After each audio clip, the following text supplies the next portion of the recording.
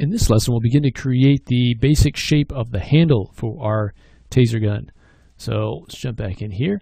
And so we want this handle to be something where it can extend out kind of horizontally, or it can kind of snap down into more of a traditional pistol configuration. So let's start by building a polygon primitive cube, and let's drop it in here. We'll kind of move it over. Let's change some of the parameters here. So let's go ahead on the width. I'm going to take the width down a little bit. Let's take the height and let's actually reduce that a bit. Okay, let's take the depth and we'll increase that. That'll be kind of the length of the handle. So something like that. Let's add some divisions to this. So along the depth, we definitely want some divisions. So I'm going to add maybe 8 divisions or so for now. And then along the width, let's add a couple.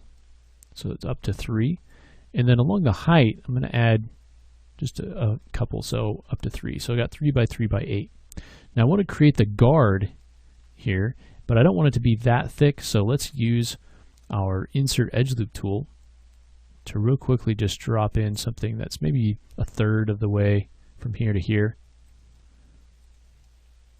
Now let's take those polygons and we'll just extrude those down a bit.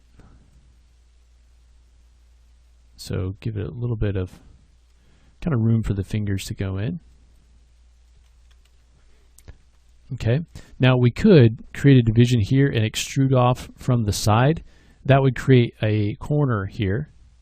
I want it to be a little bit softer, so I'm actually going to take these faces and let's just kind of rotate these a little bit.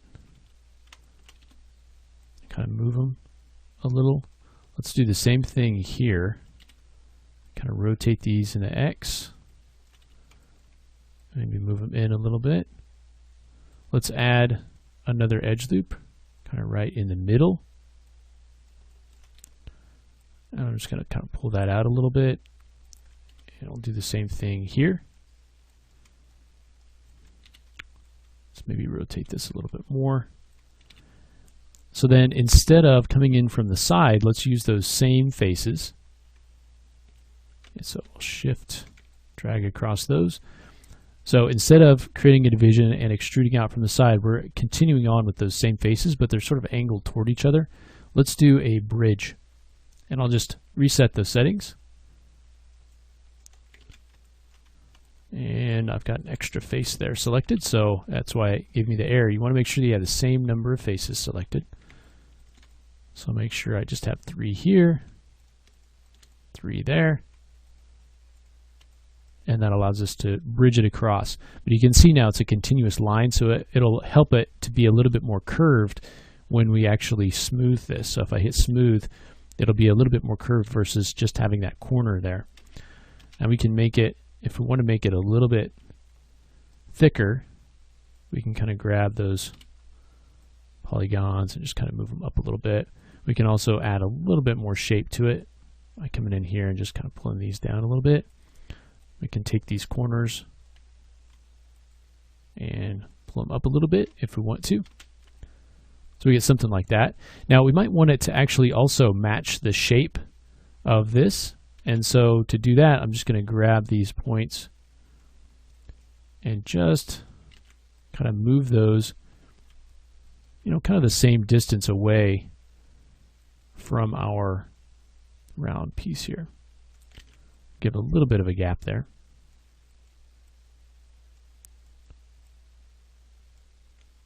So something like that. All right. I'm also going to go ahead and take these lines and just the lines at the top, so not all the way around. And I'll go ahead and kind of move those up. I want to make sure that I don't have anything else selected. You can tell by where your manipulator is. If you do, it was down here, so we knew we had some extra lines selected somewhere. Kind of bring that in, and then let's select those, just those 2 points at the top, kind of in keeping with that curve there.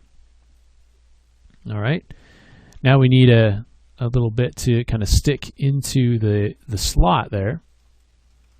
So let's just grab these and we'll extrude those, and I'll just pull them straight out, change that axis, pull them straight out, and that gives us something like that. Okay.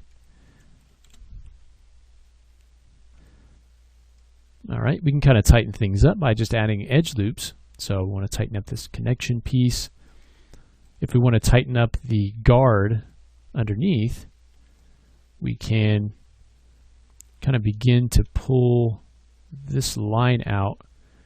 Now I want to actually only pull it out, only the bottom part. So I'll click on this edge and then shift double click on this one, and that'll just select everything that is between them, so it doesn't select the entire loop.